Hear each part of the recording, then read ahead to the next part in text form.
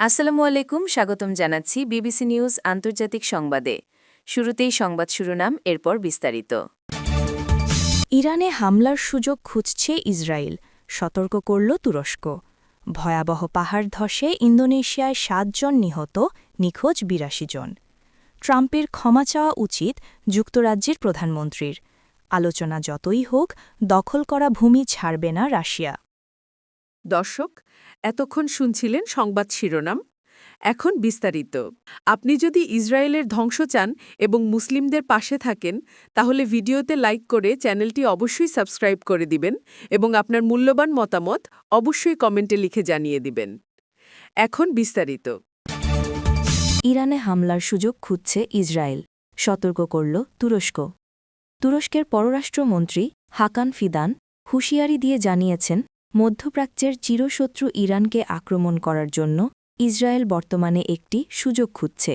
শুক্রবার ২৩ জানুয়ারি তুর্কি সংবাদ মাধ্যম এনটিভিকে দেওয়া এক সাক্ষাৎকারে তিনি জানান, ইসরায়েলের এমন পদক্ষেপ পুরো অঞ্চলকে আরও ভয়াবহ অস্থিতিশীলতার দিকে ঠেলে দিতে পারে।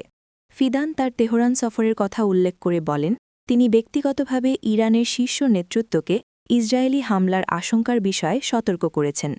তিনি বলেন, আমি আশা করি তারা ভিন্ন কোনো পথ বেছে নেবে, কিন্তু বাস্তবতা হল ইসরায়েল বিশেষভাবে ইরানের ওপর আঘাত হানার অপেক্ষায় রয়েছে। ফিদান আরও যোগ করেন যে একজন প্রকৃত বন্ধু হিসেবেই তিনি তেহরানকে এই তিক্ত সত্য জানিয়েছেন। তুর্কি পররাষ্ট্রমন্ত্রীর এই উদ্বেগ এমন এক সময়ে এলো যখন যুক্তরাষ্ট্র ও ইরানের মধ্যেও উত্তেজনা তুঙ্গে। মার্কিন প্রেসিডেন্ট ডোনাল্ড ট্রাম্প বৃহস্পতিবার ২২ জানুয়ারি জানিয়েছেন, তিনি ইরানের দিকে একটি বিশাল নৌবহর বা আর্মাডা পাঠাচ্ছেন। ওয়াশিংটন থেকে এই হুমকির পর ইরানের পক্ষ থেকে অত্যন্ত কঠোর প্রতিক্রিয়া জানানো হয়েছে। ভয়াবহ পাহাড় ধসে ইন্দোনেশিয়ায় ৭ জন নিহত, নিখোঁজ ৮২। ইন্দোনেশিয়ার পশ্চিম জাভা প্রদেশে ভয়াবহ এক ভূমিধসের ঘটনায় অন্তত ৭ জন নিহত হয়েছে এবং এখন পর্যন্ত নিখোঁজ রয়েছেন আরও ৮২ জন। শনিবার ২৪ জানুয়ারি দেশটির জাতীয় দুর্যোগ ব্যবস্থাপনা সংস্থার বিএনপিবির মুখপাত্র আব্দুল মুহারি এই তথ্য নিশ্চিত করেছেন। রয়টার্সের প্রতিবেদনে জানানো হয়েছে, পশ্চিম জাভা প্রদেশের পশ্চিম বান্দুং এলাকায় এই প্রাকৃতিক বিপর্যয়টি ঘটে। ভারী বৃষ্টির ফলে পাহাড়ের মাটি ধসে পড়লে ঘরবাড়ি ও মানুষজন আটকা পড়ে। নিখোঁজ ৮২ জনের সন্ধানে বর্তমানে ওই এলাকায় বড় ধরনের উদ্ধার অভিযান পরিচালনা করা হচ্ছে। তবে প্রতিকূল আবহাওয়া এবং মাটির স্তূপের কারণে উদ্ধার কাজ ব্যাহত হওয়ার আশঙ্কা করা হচ্ছে। ট্রাম্পের ক্ষমা চাওয়া উচিত। যুক্তরাজ্যের প্রধানমন্ত্রী আফগানিস্তানের ন্যাটোভুক্ত দেশগুলোর ভূমিকা নিয়ে মার্কিন প্রেসিডেন্ট ডোনাল্ড ট্রাম্পের বিতর্কিত মন্তব্যের কড়া সমালোচনা করেছেন ব্রিটিশ প্রধানমন্ত্রী কিয়ার স্টারমার। ট্রাম্পের দাবি ছিল, আফগানিস্তান যুদ্ধে মার্কিন মিত্ররা সরাসরি সম্মুখ সমরে না থেকে নিরাপদ দূরত্ব বজায় রেখেছিল। এই মন্তব্যকে অত্যন্ত অপমানজনক এবং ভয়াবহ বলে অভিহিত করেছেন স্টারমার।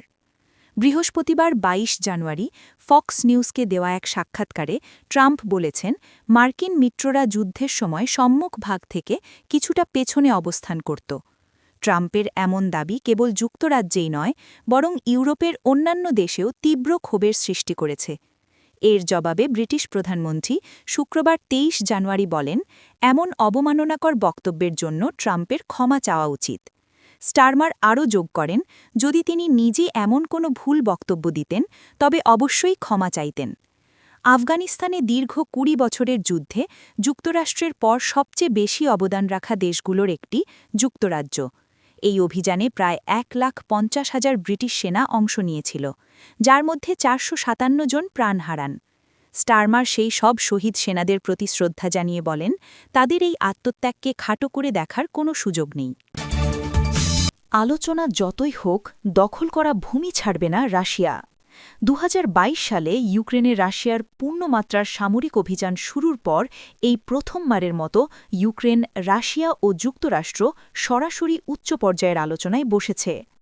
সংযুক্ত আরব আমিরাতের আবুধাবিতে শুক্রবার ২৩ জানুয়ারি থেকে শুরু হওয়া এই ত্রিপক্ষীয় বৈঠককে কেন্দ্র করে বিশ্বজুড়ে ব্যাপক কৌতূহল সৃষ্টি হলেও শান্তি ফেরার পথে মূল বাধা হয়ে দাঁড়িয়েছে রাশিয়ার কঠোর অবস্থান। ক্রেমলিন সাফ জানিয়ে দিয়েছে যে আলোচনা চললেও দখল করা ইউক্রেনীয় ভূখণ্ড ছাড়ার কোনো পরিকল্পনা তাদের নেই। মার্কিন প্রেসিডেন্ট ডোনাল্ড ট্রাম্পের বিশেষ দূত স্টিভ উইটকফ এবং ভ্লাদিমির পুতিনের মধ্যে মস্কোতে ৭ দফা বৈঠকের পর এই আবুধাবি সংলাপের আয়োজন করা হয়েছে। এই বৈঠকে রাশিয়ার প্রতিনিধি দলের নেতৃত্ব দিচ্ছেন দেশটির সামরিক গোয়েন্দা সংস্থা GRU এর প্রধান অ্যাডমিরাল ইগর কোস্তুকভ। সামরিক গোয়েন্দা প্রধানের উপস্থিতি ইঙ্গিত দিচ্ছে যে আলোচনার কেন্দ্রে এখন রাজনৈতিক সমাধানের চেয়ে সামরিক কৌশলগত বিষয়গুলোই বেশি প্রাধান্য পাচ্ছে। বৈঠকে ট্রাম্পের জামাতা জ্যারেড কুশনারও উপস্থিত রয়েছেন বলে জানা গেছে।